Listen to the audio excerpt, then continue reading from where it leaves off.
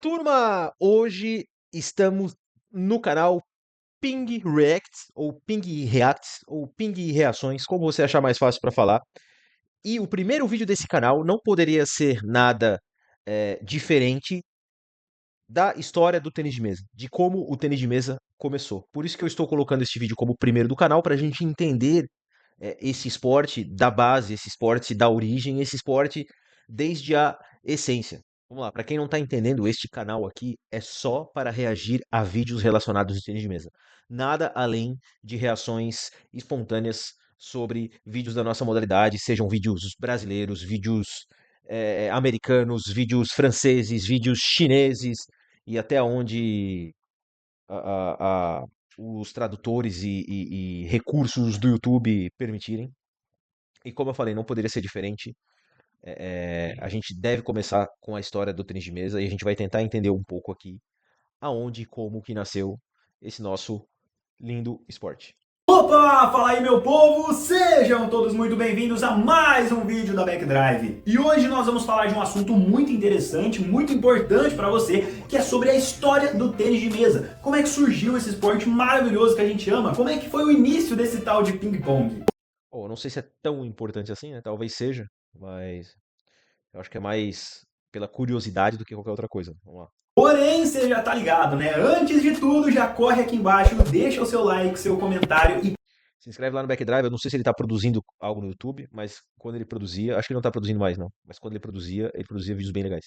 Como esse aqui, por exemplo, que a gente vai ver agora. principalmente, você não é uma novidade em nenhum vídeo sobre as curiosidades dele. Vamos lá, tudo começou há muito tempo atrás, lá na Inglaterra, no centro da Europa, no finzinho do século XIX, no ano de 1880. A situação naquela época era o seguinte: o povo estava apaixonado em jogar tênis de quadra. Para todo lugar que eles iam, buscavam uma quadra para ficar jogando tênis. Só que tinha um leve problema, que acho que você já tá ligado o que que é. A grande desvantagem do tênis de quadra é que ele é praticado em uma quadra.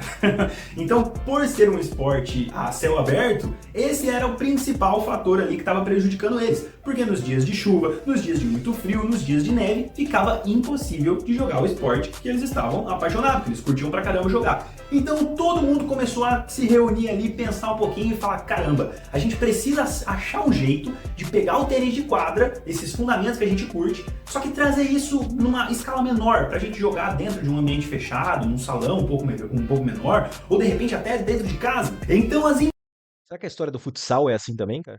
Eu não sei, né? Fica aí a curiosidade. Porque o princípio é o mesmo, né? Você joga ao ar livre e tal. Só que aí, jogando ao ar livre você tá sujeito a condições meteorológicas, né? E aí, no caso do futebol, o futsal é gostoso por causa disso, né? Pode estar chovendo, pode estar nevando, pode estar tempestade, pode estar o que quer que seja. O futsal sempre vai ter ali em boas condições. O tênis é mais difícil ainda de jogar em condições ruins do que o futebol, né? O futebol ainda se joga em condições meteorológicas ruins, né? O tênis é quase impossível. Talvez por isso que surgiu essa ideia aí da turma fazer um esporte, entre aspas, parecido, só que indoor ao invés de outdoor, né? Indoor e outdoor, você sabe a diferença, né? Outdoor é fora, indoor é esporte de quadra.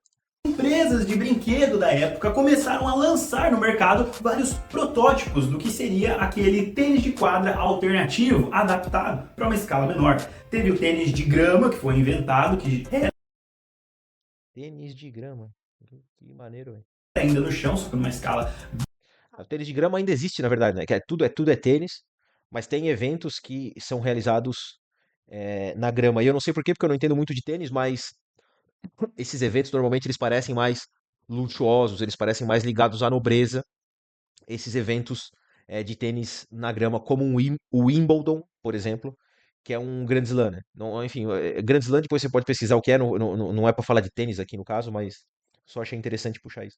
Bem menor comparado ao original, e teve também os primeiros protótipos que já se assemelham um pouco com o conceito de tênis de mesa que a gente tem hoje. Tinha alguns com as mesmas marcações de uma quadra de fato, que seguiam as mesmas regras, só que aí eles viam que isso não ia dar muito certo, então começaram a adaptar, colocaram umas redes em volta para a bolinha não sair, depois tiraram a rede, aumentaram a rede principal, diminuíram, começaram a fazer alguns testes. E então É louco isso aí, eu não sabia, né, cara, com relação à história ali de ter começado na Inglaterra e tal, isso aí eu já tinha visto. Inclusive, cara, é uma vergonha até porque o meu trabalho de conclusão de curso na educação física foi a respeito do tênis de mesa e eu falo da história do tênis de mesa. mas eu confesso que eu não lembro em detalhes. Só que essa parte deles tentarem fazer exatamente como é o tênis, numa escala menor, isso eu não sabia. Tipo, a fazer uma quadra exatamente com as mesmas marcações do tênis e talvez as mesmas regras. O que faz sentido, né? Pensando na época, né? Sei lá, você tem um esporte que você gosta pra caramba. Você fala assim, cara, vamos tentar fazer algo adaptado aqui, mas tentando preservar as características do esporte, entende? Hoje não preservou praticamente nada, né? A única coisa que tem em comum é que os dois são, para jogar tanto tênis quanto tênis de mesa se usa uma raquete, né? Mas o resto não tem nada em comum. Mas é, mas é lógico pensar que quando surgiu o tênis de mesa, a ideia é que fosse de fato um mini tênis, vamos colocar assim. Então, 10 anos depois, em 1890, surgiu aquele que seria o precursor mais antigo do tênis de mesa que a gente conhece hoje, o jogo Gosima. Esse jogo ficou Gosima. Por que inventaram esse nome Gosima? Mas aqui aparentemente, ó, rede, raquetinhas, nossa, nada a ver com hoje, né? bem famoso na época, o pessoal curtiu bastante, comprava sempre para ficar jogando ali com a família, com os amigos, só que ainda assim ele tinha um problema. Ele já tinha resolvido o fato do tênis de quadro. Beleza, agora a gente consegue se divertir basicamente da mesma forma, só que jogando ali num espaço muito menor. Porém o problema era a bolinha.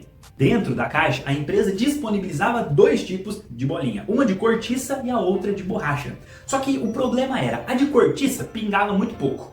E a de De cortiça não quica, né? Cortiça é meu material de rolha. Rolha, pega uma rolha, raspa essa rolha, deixa ela redonda, vê se ela quica. Não quica. borracha pingava muito. Então era dois extremos. E aí nesse ponto não era todo mundo que se agradava ali com o jogo, ficava uma coisa não tão fluida assim. Essa, a de cortiça não quica, mas se a de borracha for que nem aquelas que tu pega, tu coloca uma moeda de R$ 1 dentro do negocinho, tu pega, sabe aquelas que pega pra criança, que tu joga que ela uma vez, ela quica 700 vezes dentro de uma sala, assim, se for dessa daí também não dá de jogar. Foi só em 1900, com mais 10 anos de história, que a gente teve a primeira grande revolução dentro do tênis de mesa, que foi onde surgiu as bolinhas de plástico. E aí ficou perfeito, o jogo começou a fluir muito mais. Os primeiros jogadores profissionais. Pera aí, plástico, eu ia falar. Plástico não foi agora, pô? Não era, bom, 1900 eu não vou saber do que era, né? Mas será que era plástico mesmo? Enfim, só pra tentar entender. Não tô duvidando do Godoy aqui não, é só pra entender melhor mesmo. Começaram a surgir, o pessoal que realmente se apaixonou pela modalidade, começou a treinar todo dia, começou a organização dos primeiros campeonatos. E aí em 1901 a gente teve a criação da primeira Associação Mundial de Tênis de Mesa. Os anos continuaram a se passar. 1901, primeira associação. Então temos aí uns 125 anos mais ou menos de tênis de mesa oficial. A popularização do esporte aumentou num nível estratosférico e então o nome ping-pong começou já a ser utilizado no vocabulário das pessoas por conta do barulho de ping-pong que a bolinha fazia nas raquetes. Chegamos então ao ano de 1920, 1922, onde os grandes atletas do mundo começaram a se encontrar tudo ali bem no centro da Inglaterra, onde tudo começou lá atrás em 1880. Já tinha muitos torneios informais que estavam acontecendo, só que eles estavam em busca de uma padronização. Todos eles se juntavam e pensavam, beleza, o esporte cresceu, o pessoal gostou, bacana, só que a gente precisa padronizar isso aqui. Ainda não tinha uma regra do tamanho da rede, ainda não tinha uma regra específica do tamanho da mesa, do material que podia ou não ser utilizado. E foi então que nós chegamos em 1926, com a criação da famosa ITTF, que é a Organização Mundial. Caramba, que legal, cara. Então esse ano, no momento que eu estou gravando esse vídeo, no ano de 2026, nós estamos fazendo 100 anos de ITTF. 100 anos de ITTF, olha que loucura.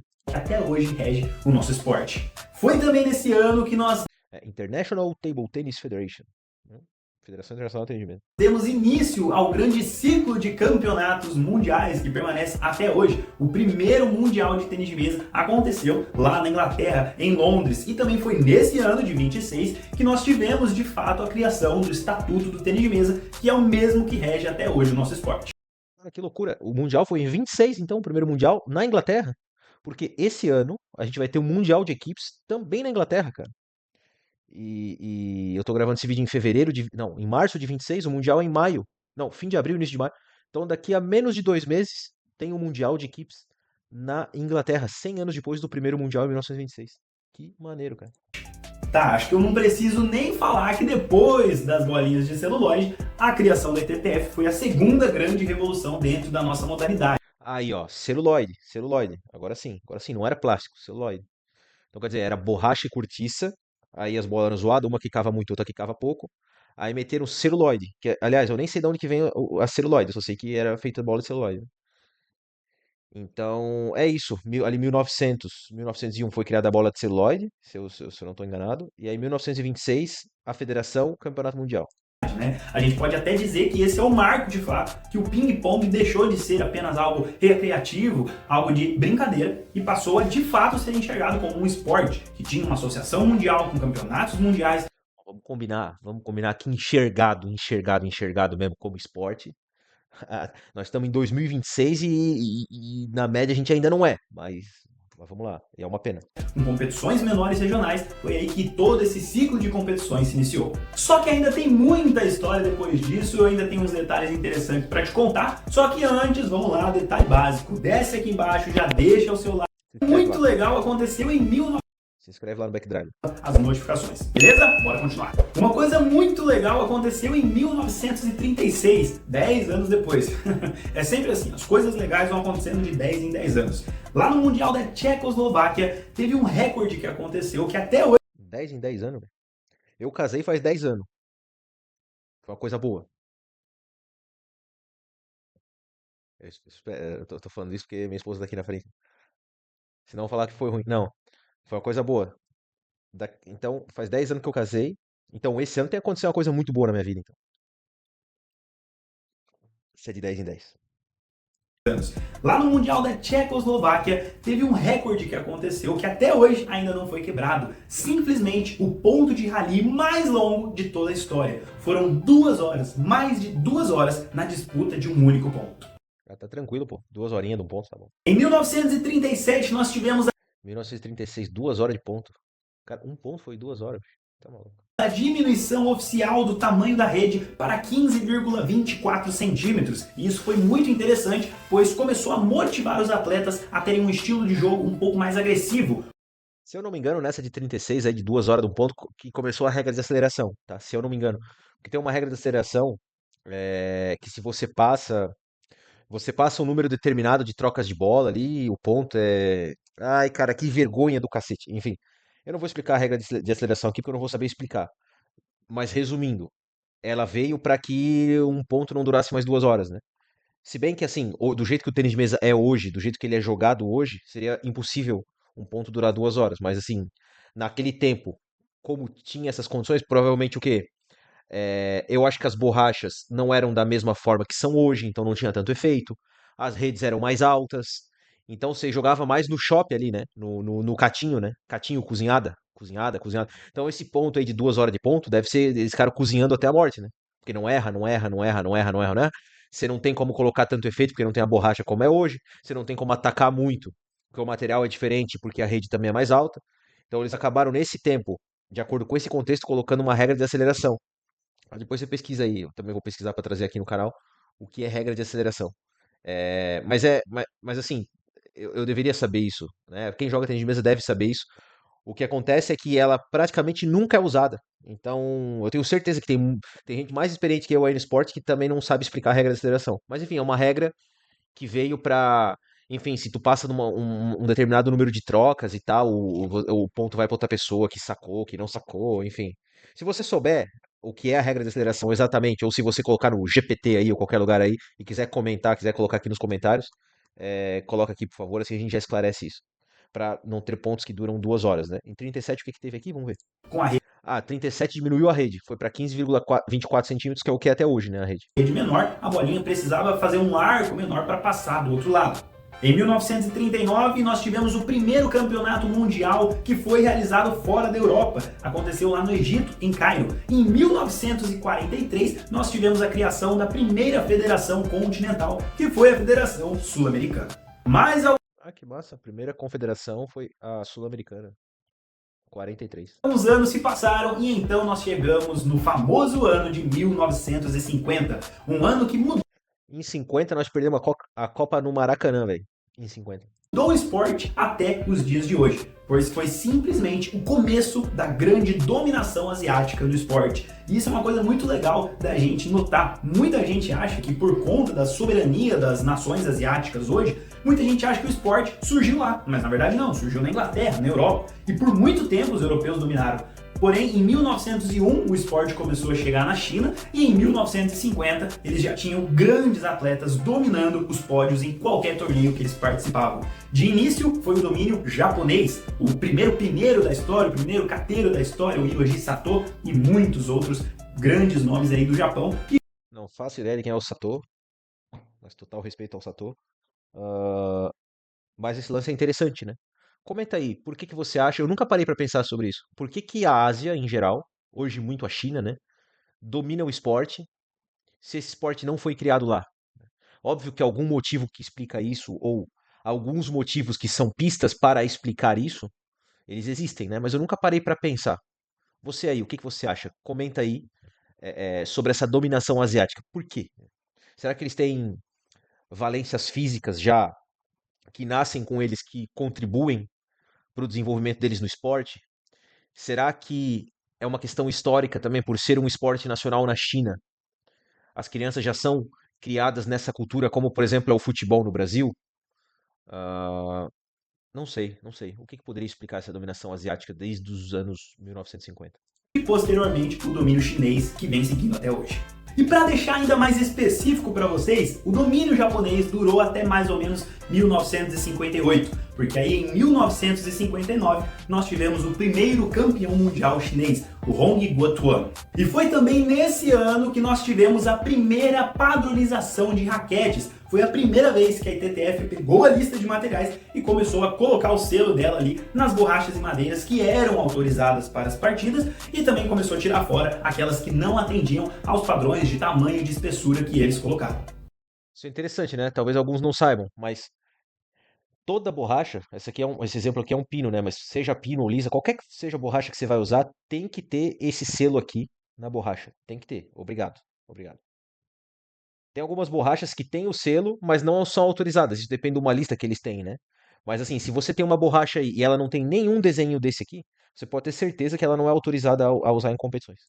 Agora, a esporte continuou crescendo e se popularizando padrões de tamanho e de espessura que eles colocavam. O esporte continuou crescendo e se popularizando, de 2 em 2 anos outros campeões mundiais iam surgindo, e então em 1988 nós chegamos em mais uma grande revolução no esporte, porque foi nesse ano, em Seul, na Coreia do Sul, que o tênis de mesa finalmente se tornou um esporte olímpico.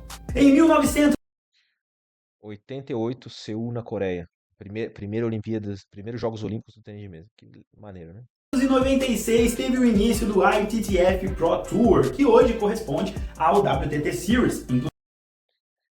Eu comecei a ver tênis de mesa internacional e curti quando era quando era ITTF Pro Tour. Esses eventos que tem WTT e tudo tal, a gente chamava de ITTF Pro Tour. Tipo, o cara lá jogou o ITTF Pro Tour e não sei o quê, e era só os gringos que jogavam, né? A gente não tinha o brasileiro que mais chegava perto desse tipo de evento e coisa era o Goiama. E eu nem sei se ele ia para tanto evento assim, era mais Jogos Pan-Americanos, é, Jogos Olímpicos, algum Pro Tour de menor expressão, digamos assim, que acontecia no Brasil e tal. Mas eu não lembro de ter visto ele em muitos eventos assim fora, muitos ITTF Pro Tour, né? Como o Godoy falou aqui, começou os Pro Tours em 96. Aí hoje não existe mais, claro, hoje é a WTT que assumiu esses eventos aí. Inclusive, se você tem alguma dúvida, já passa aqui no card, que eu expliquei tudo lá nesse vídeo como é que funciona. Nos anos 2000, depois das Olimpíadas de Sydney, nós tivemos uma outra grande mudança no esporte, pois as bolinhas aumentaram para 40 milímetros e simplesmente para ter uma melhor visualização da televisão. Só que lógico que isso afetou muito também uma melhor bolinhas aumentaram para 40 milímetros. Cara, interessante. Eu não sei de fontes oficiais nenhuma o motivo de ter aumentado a bolinha, né? O que eu pensava e o que correu aí como boato, que eu não sei a fonte disso, mas eu achava super lógico, era para aumentar o rally. Porque uma bola de 40 milímetros, ela vai mais lentamente, ela é mais pesada, só que ela é maior, então ela sofre, né, pensando logicamente, ela sofre mais o efeito do ar e ela vai mais devagar. Ou seja, você promove mais rallies mais longos, né? A bolinha de 38, cara, a bolinha de 38, você dá forte na bola, ela tinha, assim, claro que tinha rallies também e tudo, só que a bola ia muito rápido, essa bola de celuloide 38 milímetros, né? E ali eu comecei a jogar Eu comecei a jogar nesse tempo aí que tinha Pro Tour e tal. O Pro Tour começou em 96, 96 eu tinha 4 anos. Aí que eu jogava ali na casa dos meus primos ali em 99, mais ou menos. E depois eu comecei numa escolinha, se não me engano, em 2001. Aí 2001 tava recentemente mudando, tava nessa transição da bolinha de 38 para 40 milímetros, né? É uma diferença bem pequenininha, mas já fazia diferença na velocidade. Segundo o Godoy colocou aqui, era para ver melhor na TV. Para mim isso é novidade, eu não sabia disso daí não. Eu achava que era para trazer mais rally, como a bola de 40 milímetros ia ligeiramente mais lenta, né? Para para que tivesse mais rallies. É isso que eu pensava, né? E isso afetou muito também os jogadores, o jogo ficou muito mais rápido também, ficou interessante de jogar. E em 2001 nós tivemos... Mais rápido não. Aqui eu discordo. Mais rápido não. Do 38 para 40 o jogo não ficou mais rápido. Não ficou porque a bola vai, repito, a bola vai mais lenta. A bola de 40 é mais rápida do que a bola é mais lenta do que a bola de 38. A bola de 38 era um tiro, cara. Era bem mais rápida. Assim, bem tô exagerando, era ligeiramente, mas dava pra perceber. A bola de 38 era mais rápida do que a de 40. uma mudança que essa eu tenho certeza que você não fazia ideia. Até 2001, os jogos eram disputados em melhores de 21 pontos. Você tinha que fazer 21 pontos para fechar um set. E foi só em 2001, no Mundial de Osaka, no Japão, que essa regra foi mudada e então chegou os famosos 11 pontos que persiste até o dia de hoje. E para fechar o vídeo... Eu comecei nesse contexto, muito engraçado, né? Eu lembro que o primeiro evento de tênis de mesa que eu fui assistir na minha cidade, em Jaraguá do Sul, Santa Catarina, os sets eram até 21 pontos. Quando eu comecei a treinar na escolinha, lá na minha escola, onde tinha uma escolinha lá, já era até 11. Então, tipo, desse meu primeiro contato com o tênis de mesa de forma, assim, esse contato mais formal, né? Eu jogava na casa dos meus primos, mas depois eu fui assistir um evento. Quando eu fui assistir esse evento, era até 21. Aí eu falei, caramba, eu quero treinar isso daí. Quando eu comecei a treinar em escolinha, já era até 11 pontos. Então eu comecei, foi bem nesse ano mesmo, em 2001. Ah, e a questão dos 21 pontos também tinha uma questão de saque interessante, né? Hoje é até 11 pontos os sets e 2 saques para cada um. Antes era até 21 pontos e 5 saques para cada um. Então o saque era mais importante do que agora. E o saque também tinha um lance que tu podia esconder o saque. Podia colocar a cabeça na frente, corpo na frente, braço na frente. Então, e 5 saques seguidos para cada um. Então o saque era muito importante. Hoje o saque já é o fundamento mais importante do tênis de mesa, né? Antes era mais ainda. E terminando esse longo ciclo da história do nosso esporte maravilhoso, nós chegamos em 2016, quando oficialmente foram deixadas de lado todas as bolinhas de celulose e então em todos os mundiais e Olimpíadas passou a ser utilizado as bolinhas de plástico. E mais um dado muito interessante para a gente ver o tamanho do domínio chinês. Desde 1988, quando começou as Olimpíadas, das 32 medalhas olímpicas, a China garantiu 28. Isso só contando até 2016. Já teve a Olimpíada de Tóquio, que eles também ganharam mais um monte. Então realmente é um domínio que persiste até hoje, realmente enraizou, o tênis de mesa enraizou na cultura chinesa. Isso é muito legal, como a gente já conversou, o esporte não surgiu lá, só que hoje é o país mais forte no esporte. A China é realmente super dominante, só com relação à bola de novo ali, cara. É uma questão de data, de detalhezinho assim, né? Mas eu me lembro, posso tá enganado aqui, porque, sei lá, faz mais de 10 anos. Mas eu me lembro de jogar com bola de plástico antes, tá? E por que que eu falo isso? Porque eu vim pra Europa a primeira vez, eu vim pra Europa a primeira vez em 2014. Cara, salvo engano, tá? Não posso dar certeza, mas salvo engano, a gente usava bolinha de plástico já. Tava no início do uso das bolinhas de plástico, em 14. Então pode ser que ele tenha colocado aqui a data de 2016, talvez, sei lá, passou por um processo de transição, alguns campeonatos estavam usando plástico, outras celuloide e tal, e daí em 2016, oficialmente, só podia plástico. Pode ser isso, mas eu lembro de treinar com bolas de plástico antes de 2016, porque eu passei a temporada 14 e 15 aqui na Bélgica, e salvo engano, a gente já jogava com bolas de plástico aqui já, tá? Mas enfim, é só um detalhezinho relacionado à curiosidade aqui. Bom, meu povo, esse foi o vídeo de hoje. Antes da gente encerrar, é lógico, já corre aqui embaixo, deixa o seu like, comenta o que você gostou, qual é outra curiosidade que você tem, o que você gostaria de ver aqui no canal. Cara, escreve lá no canal do Backdrive lá e fala pra ele produzir conteúdo, cara. Produz aí, bicho, produz aí. Porque ele acho que ele não faz um tempo que ele não produz mais vídeo pro YouTube. Ele é um cara que fala bem, curte o tênis de mesa, curte a história e tal. Queria esse vídeo aqui, ficou maneiro pra caramba. Ele faz esses vídeos assim, são massa, devia ter mais. Então é isso, turma. Acabei de ver na edição ali que a minha imagem ficou paralisada, mas eu acho que, enfim, isso atrapalha, porque eu gostaria que a imagem tivesse junto, mas o mais importante é o áudio ficou tranquilo, então eu vou manter o vídeo dessa forma. Vai lá, se inscreve no canal Backdrive do meu querido Godoy, enche o saco dele para continuar, né, para produzir mais vídeos e tudo que for React, a gente vai trazer para esse canal aqui. Então, por favor, para começar a crescer, no momento que eu estou gravando esse vídeo, o canal tem zero, zero, zero inscritos, tá? Então, para ajudar esse canal a crescer, manda pro amigo, fala, a gente vai ter vídeo direto, eu não sei com qual a frequência exata, mas eu diria que no mínimo uma vez por semana. Então, se inscreve no canal, curte esse vídeo para ajudar a movimentar, comenta, que ajuda bastante também nessa movimentação, e encaminha para um amigo, que vai ajudar bastante ao crescimento desse canal. E, como sempre quando vocês verem a minha imagem por aí, eu vou estar falando normalmente de Ping Nation. O que é Ping Nation? É uma escola de tênis de mesa online. Para saber mais da Ping Nation, o link vai ficar no comentário fixado na descrição desse vídeo, pingnation.com.br. É o site onde você vai saber, você vai ter as informações. Se você quiser aprender mais sobre tênis de mesa, a Ping Nation é o seu lugar. Beleza, turma? Para o vídeo de hoje é isso. Para o react de hoje é isso. Até a próxima. Beijo!